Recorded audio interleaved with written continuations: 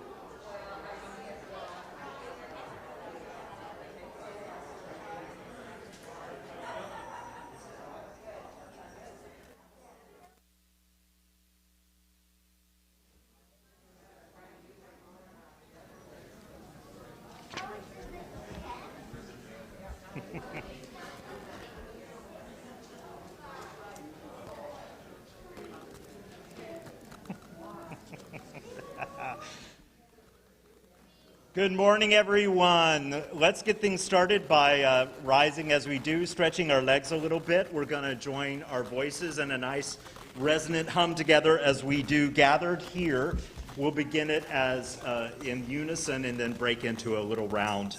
Just follow our directions as we move along. Gathered here in the mystery of the hour, gathered here in one strong body, gathered here in the struggle and the power. Spirit, decided part one. Gathered here in the mystery, this side part two. Gathered here in the mystery of the hour, gathered here in one strong body, gathered here in the struggle and the power. Spirit, draw near. Gathered here in the mystery of the hour, gathered here in one strong body, gathered here in the struggle and the power. Spirit, draw near. You may be seated.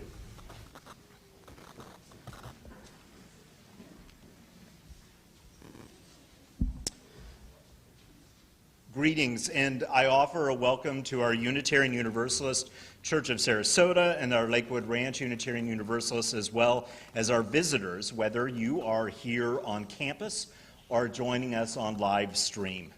If you are a visitor in either here or live stream, we hope that you'll take a moment while you are here visiting with us to get to know us a little bit better.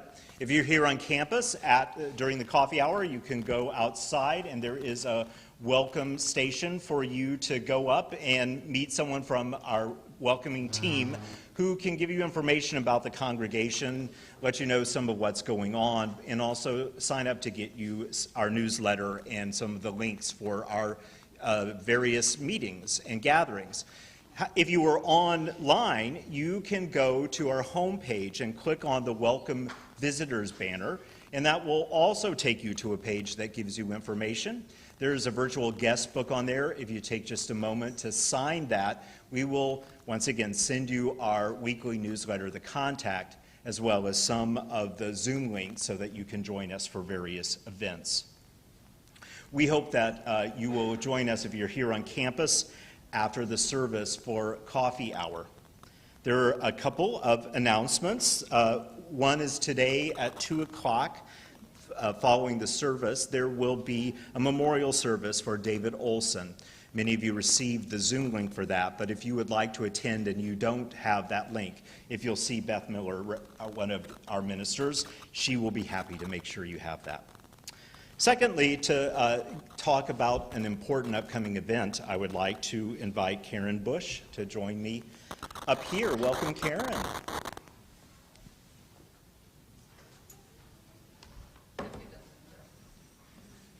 Good morning.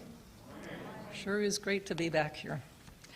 I'm Karen Bush. Along with Terry Holsinger, I co-chair our annual silent auction, and it's so exciting to be able to have one again this year. This morning, I want to remind you to save the date. We're mixing things up this year, and we're going to have the auction on a Saturday afternoon, February 5th.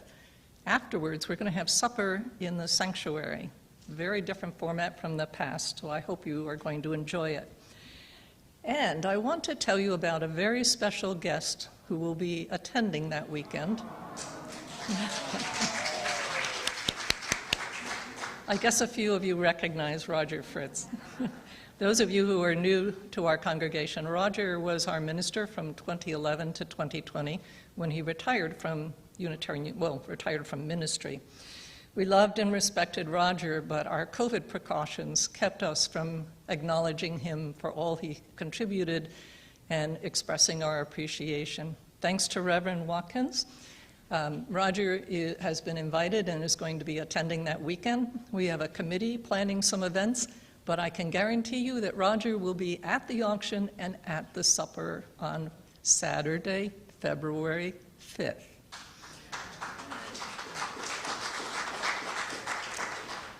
Now, What can you do to help make the auction a success? Well, I think you know you can donate things. We are set up in the courtyard, and we have a place where you can also donate online. I'll mention later.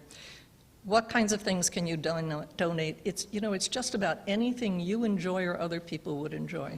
If you have a subscription of tickets to performing arts or to the SIL lectures or anything else, pull one of those out and put it in the auction for someone to bid on. How-to classes. We're Unitarians. We love to learn how to do things. One of the favorite things I ever bought was one of our best cooks in the congregation offered how to make a pie crust. And we all made pie crusts, and then we sat down and ate. Flower arranging, how voice lessons, art instruction, anything you can think of that you can share your expertise and teach others to do. Parties. Probably a few people here know how to offer parties. Our folks love to get together. Parties are a big selling item in our auction. Anything from early morning sunrise breakfast to high tea to dinners with a theme, no theme, however you want to work it. Traveling. Local excursions are popular. Kayaking, going to Mayaka as a group, and then having a simple, inexpensive light lunch. Anything you can think of, either in Sarasota or outside Sarasota. Auctioning off condos, particularly in the season in Sarasota, or condos that are out of town, are very, very good items to contribute to the auction. And then there are always special items. Someone this morning mentioned a painting she has by a famous painter that she is considering contributing to the auction this year. It doesn't have to be art, it could be something household that is of special value. The other way that you can contribute is to volunteer. If you are here today, stop by our table, please, and we'll have a number of ways you can volunteer ahead of time, but especially on the 5th to help out with the auction and with the supper. If you are not here, there should be there's a email address there, uuauction@live.com. If you just send us an email and mention how you'd like to volunteer, or if you want to send us an email about contributions, please feel free to do so. We monitor that email very carefully. Thank you very much, and I'm excited about the auction. Hope you are. Thank you, Karen, to you and your team for your wonderful work. It will be an amazing night of celebration and fun together. As we move now into our service, may the prelude lead us into a time of deep connection with each other and with our own thoughts about our lives now.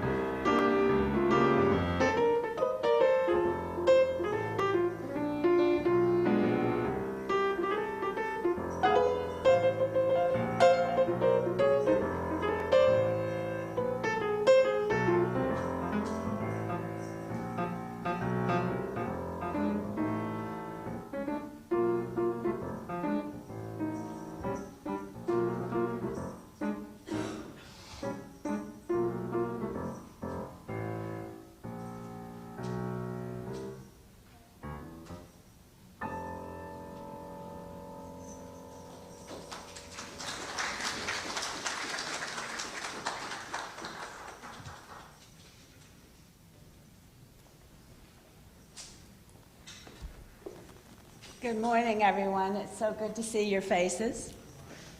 As we get ready to light our chalice, let's just also take a moment to hold in our thoughts and prayers the many, many people who've been devastated throughout those 6 states in the United States with tornadoes over the last couple days, and a lot of death and destruction. And let's just be mindful of that as we consider these thoughts by Ben Sole as we light the chalice this morning for warmth and joy and togetherness. He writes, "Out of the darkness, light.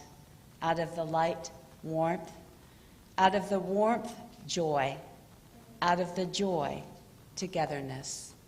May it be so.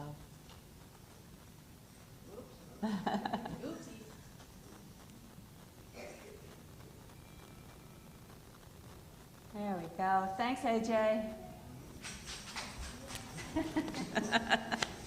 But we're not done. We have more candles to light. Oh, I gotta find a good spot with the speaker here. All right, AJ's gonna help me today. Today is the 3rd Sunday of Advent. And for those of you, you might remember that Advent is the time in the Christian faith of the time of reflection up until Christmas. And so we're going to light a candle for the 4 Sundays before Christmas, and then our last candle we will light on Christmas Eve. But today is the 3rd Sunday, so we're going to light 3 candles. We're going to have AJ help me light the candle.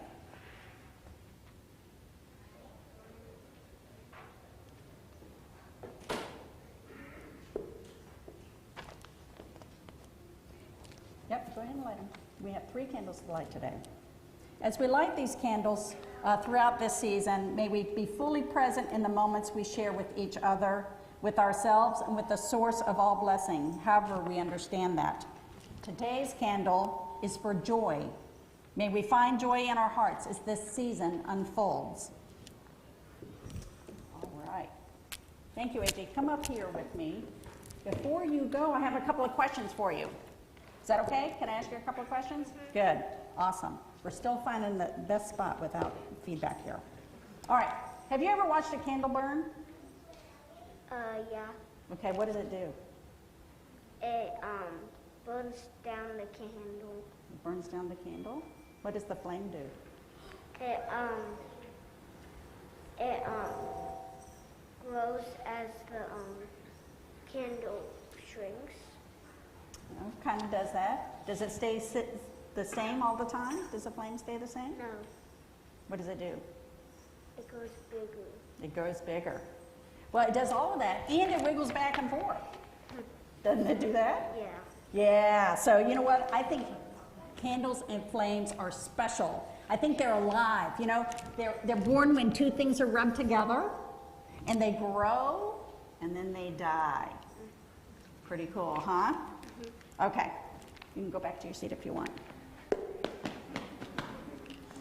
But the more special thing about fire is that it can live again and again. You know, it's just like a soul for those who believe in reincarnation, or just like the mythical and immortal phoenix bird. But that is not our story for today. People have known that fire has been special from the time the caveman first came out of his cave and looked at that big burning ball that warmed the earth way up in the sky. And then, of course, they learned how to create the fire. They learned to create it to warm themselves, cook their food, and light their homes. Fire has power. It has the power to create and to destroy. It has the power to be wonderful or the power to be terrible. But for centuries, all kinds of people in all kinds of religions have used fire as something sacred and something that is holy. Think of the candles of the menorah at the Hanukkah time, or the lights of Diwali in the Hindu faith, or the Beltane fires in the Wiccan traditions, or, as so many Christians do when they go to church, they light a candle in remembrance and prayers in many of the churches. But even Unitarian Universalists use fire. Our flaming chalice, the symbol of our faith, would look dull without a flame. But without the chalice piece, this flame would burn us all down or blind us from the light of learning that our flame represents. But how did the flaming chalice become our symbol? Well, that is a story that you should know. In the build-up to World War II, it became apparent that some people in Eastern Europe were, including Unitarians, Jews, and others, were in danger of being put into prison or killed by the Nazi soldiers if Germany went outside its boundaries. In February of 1939, the Reverend Unitarian minister, Reverend Waitstill Sharp, and his wife Martha left their 2 young children with family members, and they embarked on a dangerous journey to help these refugees escape. A journey made even more dangerous when the invasion of Czechoslovakia, which is where they were headed, by the Germans in March of 1939.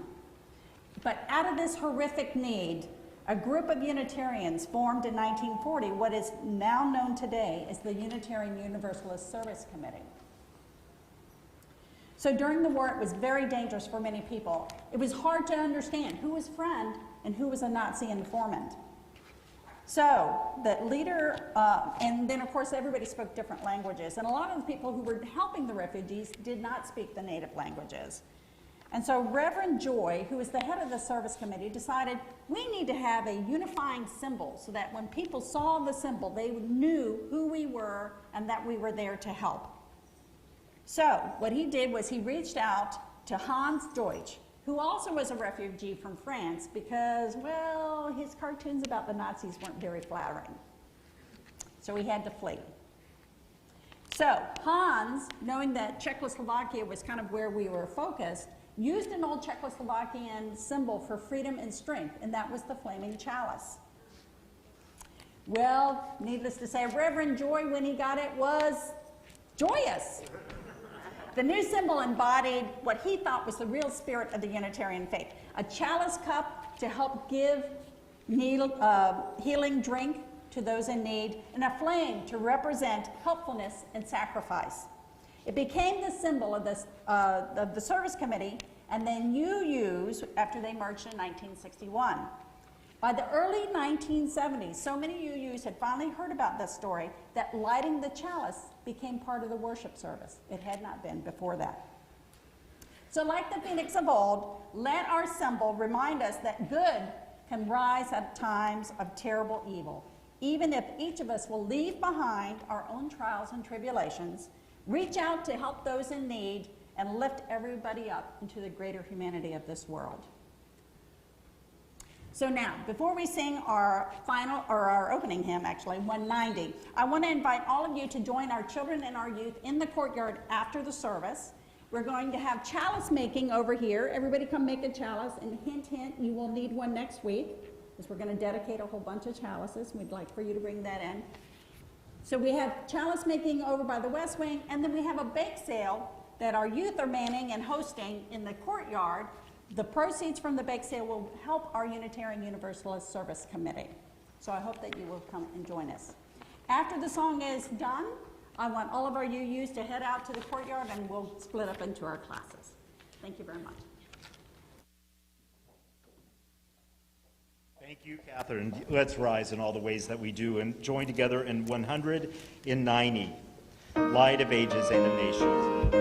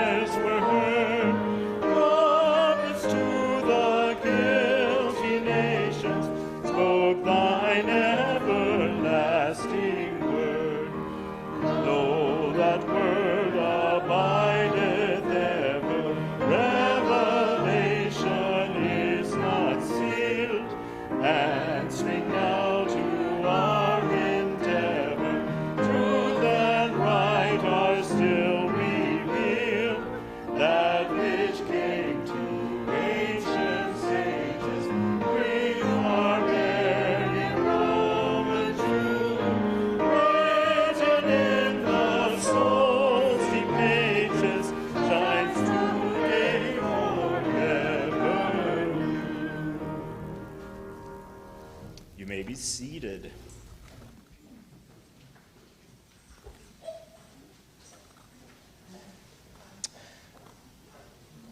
Let us move now into a time of centering. We'll begin with centering in word, and then I'll invite you to a few moments of quiet, and then may we join together in spirit of life. Let's begin with a brief reading by Daniel Cantor, The Shores of Hope. Arriving on these shores of hope, abandon your cynicism, your despair, your short view of humanity, and look up to see that we are not alone in our separateness. We are not forsaken or forlorn.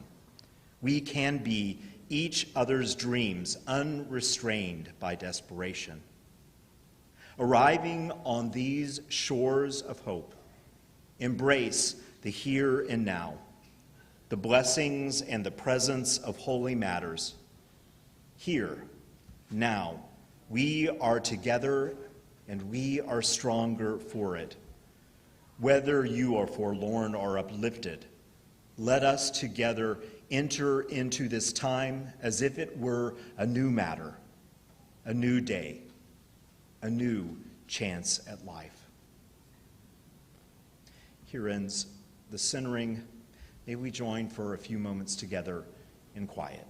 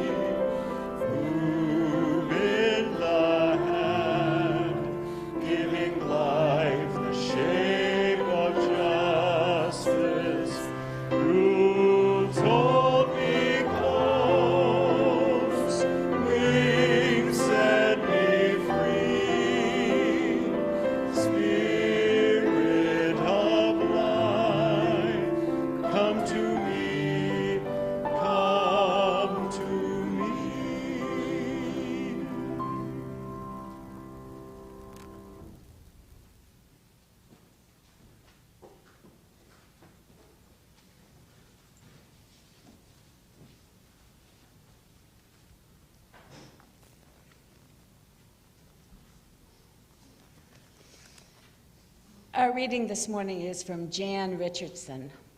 It's entitled, For Joy.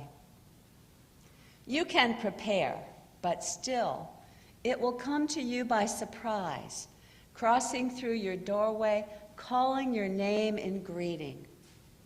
Turning like a child who quickens suddenly within you, it will astonish you how wide your heart will open in welcome for the joy that finds you so ready and still so unprepared. It's that time in our service when we receive your gifts for the ongoing care and sustenance of this fine congregation that we love so much. The ushers will pass through, and those of you online, you can give as well. There's a button online that you can use to give, and we encourage you to do so.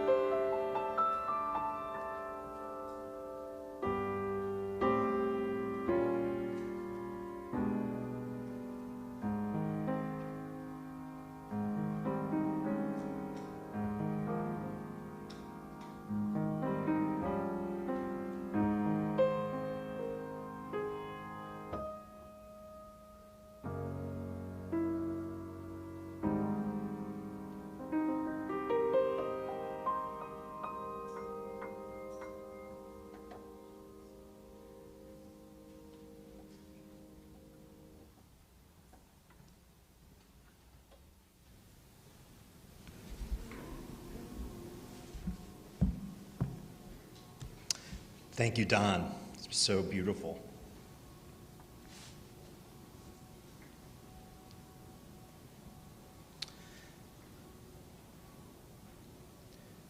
While it seems like it was actually several lifetimes ago, a few years ago when I lived on the West Coast, one of my closest friends and colleagues, Anne, was beginning her ministry again after a little break. She had just given birth to her second daughter, and she was ready to return to her work as the minister of religious education for one of our larger congregations on the West Coast.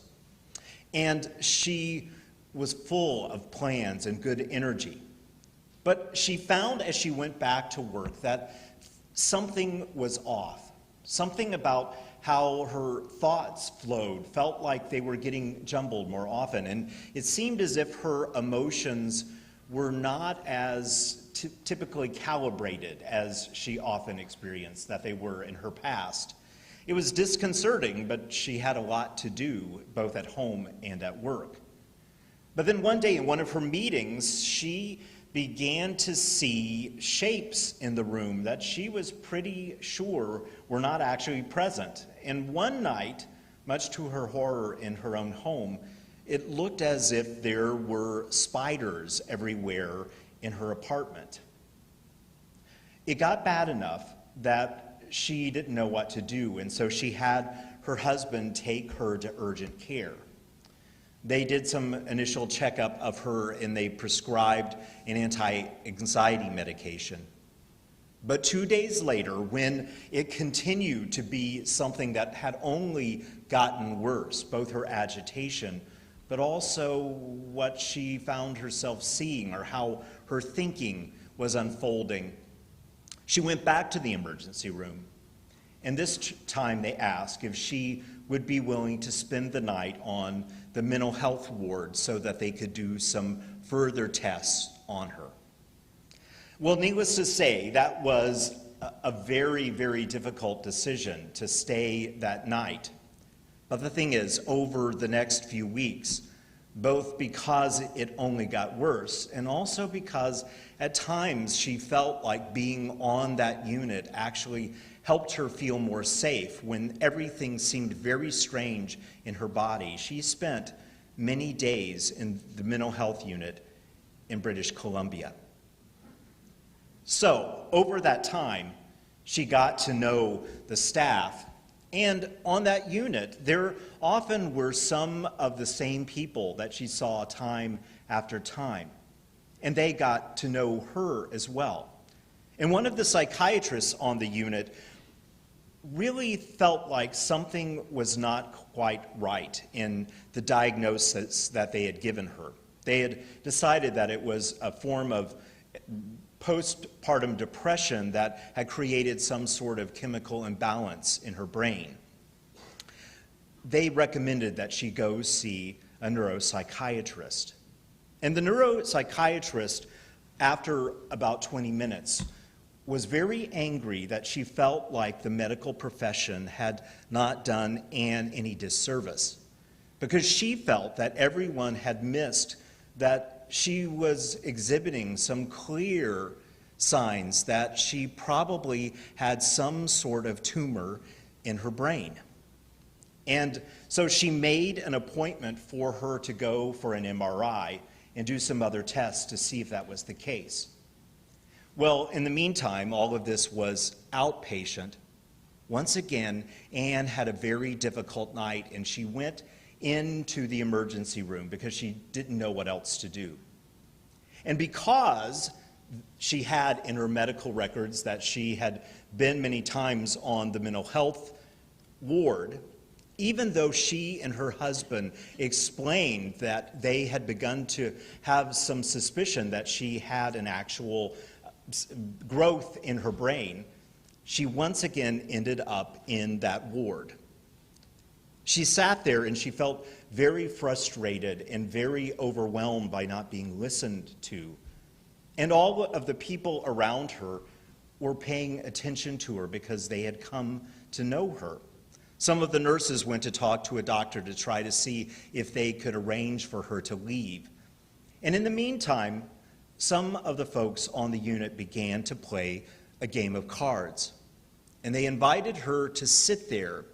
And much to her amazement, as she began to pay attention and play with him, she actually forgot that all of the things that were so frustrating had happened that night. And she just noticed how all of the people at that table over the last weeks had been so important in their support of her, that without their sense of humor, without their own experience of having struggled with mental health issues and the way that people regard those issues, she really would have had so much more difficulty getting through that time. She realized then, and as the days went on, how grateful she actually was to be back on that unit so that she could be with them, she hoped, for the last time as they moved forward. In that moment, she realized that it was for her a moment of incredible joy to be with them and a gift. Later, when she reflected on that whole experience and what she learned from it, one of the things she said was that Rebecca Solnit really spoke about it very clearly when she wrote, "When all the ordinary divides and patterns are shattered, people step up to become their, quote, brother's keepers. And that purposefulness and connectedness brings joy, even amidst death, chaos, fear, and loss." Now, often when we talk about difficulty, we use metaphors like the long night. And Anne talked about how, in many ways, it felt like it was this time of great trial and complication. But there was so much more to the experience than that. She never lost her ability to step back and see the big picture, to let it teach her something about her own life and about compassion. And her insight reminded me of some of the writings of another colleague, Rebecca Parker. Now, Rebecca went through her own passage where she found herself in great difficulty and despair. And one day in the midst of that, she found herself in a situation where she was invited to look through a telescope and focus on Jupiter.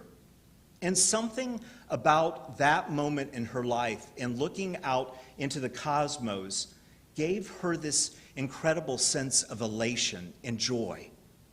And she wrote this: "It would be wrong to think of this moment as one in which joy triumphed over despair. Such a view assumes that bad feelings need to be excised or even suppressed by stronger, better feelings.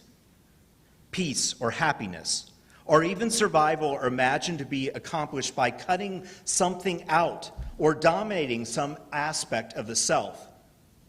She writes, "Viewing the soul in this way internalizes violence.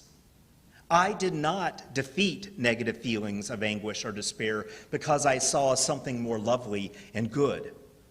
Rather, I became able to feel more. My feelings broadened. Pain, sadness, and despair were not eliminated and overcome. I embraced them with a larger heart. My consciousness had been broadened to embrace memories of the religious community, immediate experiences of the world's beauty, and the kindness of human beings. But most of all, in that moment, somehow I connected with a vivid sense of future possibility." When I think about Anne's story, it reminds me that we need stories like this in every time of our lives that remind us of larger perspectives and views.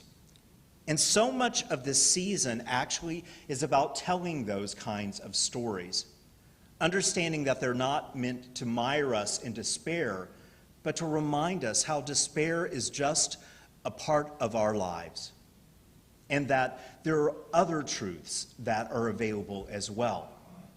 And in these stories, we have these powerful archetypal images of light and dark, of winter and spring, that have survived many human cultures and are not based on any one set of experiences. But to really delve into those stories and those archetypes, it asks something of us. It asks us to think a little more deeply and broadly about these stories and not oversimplify them. When we really think about good or bad in the midst of these various images, the thing is, as both Anne was clear and Rebecca Parker as well, it isn't that the long night is the enemy. It is just a part of our experience of life, a different one.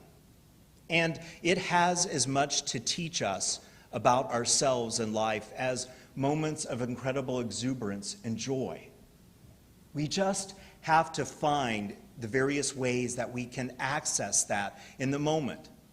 And we won't always, but telling stories like around winter or about the ways that people have found joy in the long night, these set alive somewhere in our mind the greater power of story and possibility. And most of all, we need all aspects of that story to know the whole truth for our lives. For instance, we know more and more how important it is for us to understand the more complex powers of darkness. Clark Strand wrote in the New York Times that the electric light brought about great progress, but one noticeable casualty was darkness, something that seemingly our culture really didn't value. But he writes, that was because we had forgotten the larger vision of what darkness offers.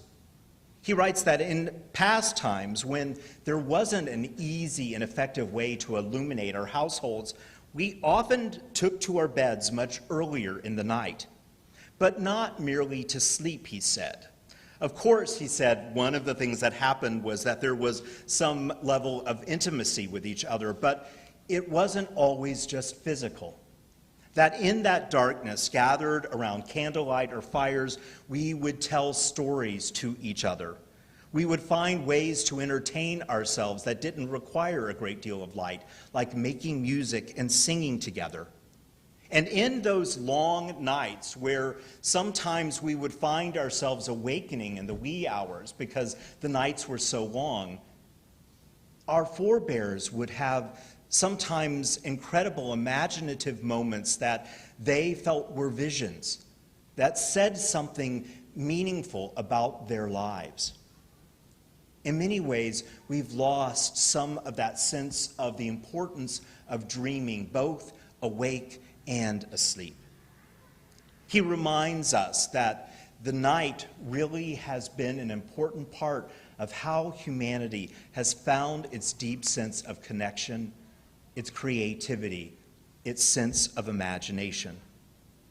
And since winter, even in this area, is a time when the night is longer, it gives us the opportunity to reflect on the power of that metaphor and to think about how it might be speaking to us now. As old as our fear and awe regarding this time of year, there has also often been a sense of playfulness and wonder that accompanies this season. It's something that may actually be quite primal in its association. As we explore the images of this time, it does call on our imagination. And when our imagination is open to various things that happen in this time, often we find ourselves being playful. We find ourselves enjoying the power of the interplay between light and dark. Without both elements in our various fire imageries and our twinkling lights, without both the darkness and the light, it would not be as vivid and beautiful. And we have often allowed our festivals to remind us of the power of imagination, of playfulness, of the interplay of light and dark, so that we might better equip ourselves to know deeper truths in this time. For instance, Saturnalia is arguably the festival that brought about so many of our traditions in this season, and it borrowed heavily from older celebrations that pre-existed Saturnalia in the Roman culture. It originally was celebrated on December 17th through the 24th, and then it moved to January. And among the many things that were an important part of that feast time, some of the basic components was an emphasis on frivolity, absurdity, and yes, even excess. It reminded us that part of how we make our way through difficult times is to give ourselves more fully to the power of those things that sometimes are not so easy for us to give ourselves to. And part of the power of it is when we give ourselves to it, sometimes when we least expect to. Now, it rarely snowed in North Carolina, at least in the part of North Carolina where I went to undergrad. But when it did, it was something to behold, not just because of the winter scenery in and of itself, but also the way it changed people. Think about the places that you've visited when the first snow happens and how there is a certain energy, even in places that they know it is the beginning of a long set of snows that will be a pain, that people often have this wonderful sense of exuberance, that first snow. Well, one day in North Carolina, as I was on the way to class, we had our first sticking snow, one of the few that we would have. And as I got ready to go into the music building, much to my surprise, two of my most staid professors suddenly rolled up snowballs and began to toss them at each other. The music professor, the music history professor, and the counterpoint professor, who were some of the most ponderous people I've ever known in my life, were giggling like 10-year-old boys as they socked each other with a snowball.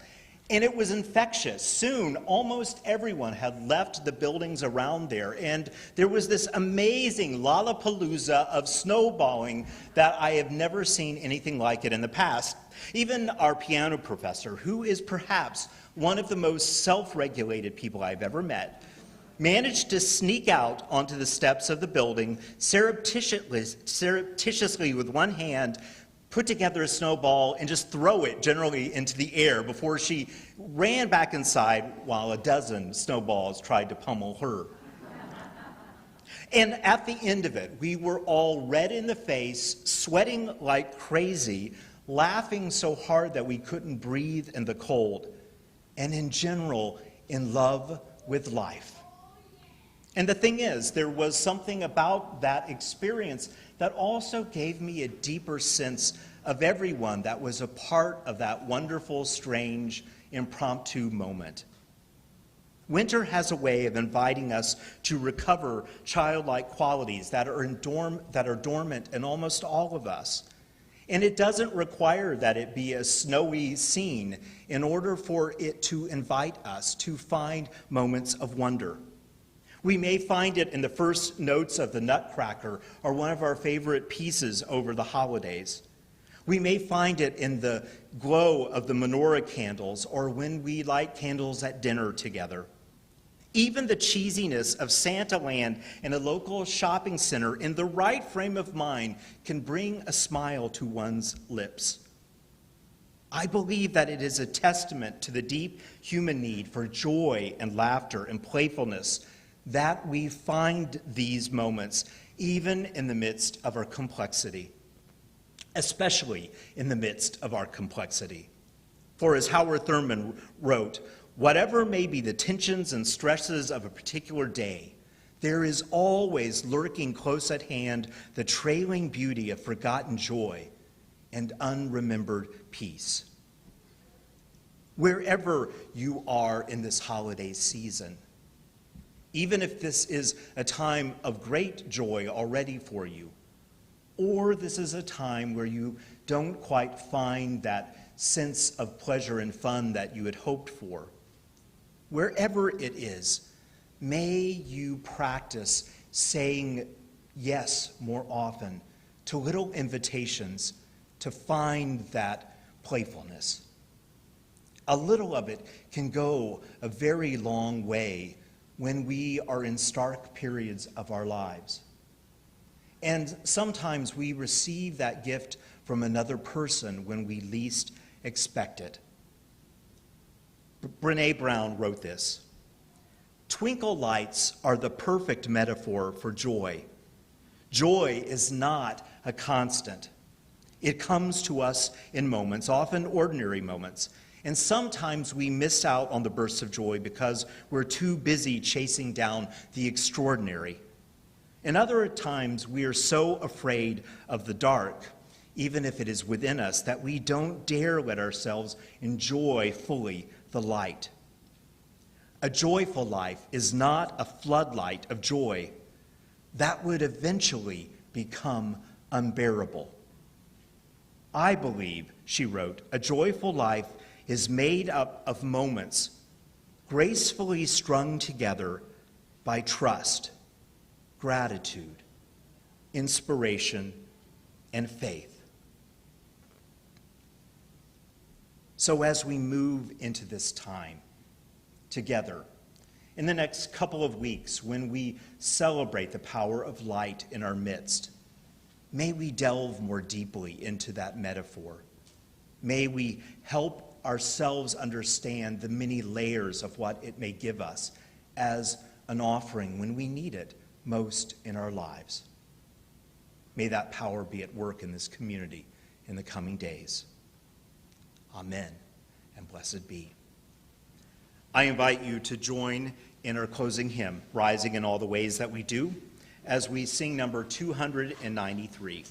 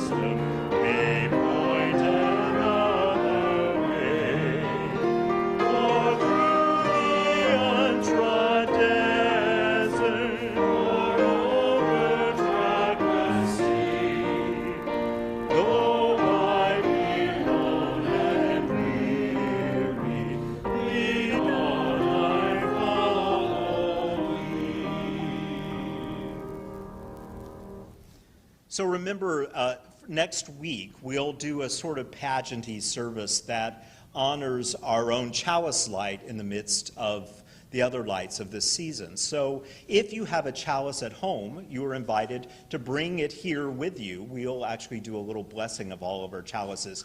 If you don't have one, take a few moments while you're out at coffee hour and make one so you can bring it next week and then have it to use at home. Most of all, in this time, may we remember that even the world, however it is always feeding us. Even a wounded world can hold us, giving us moments of wonder and joy. I choose joy over despair, not because I have my head in the sand, but because joy is what the earth gives me daily, and I must return the gift. We extinguish this chalice, but not the light of wisdom, not the warmth of community, not the fire of our commitment.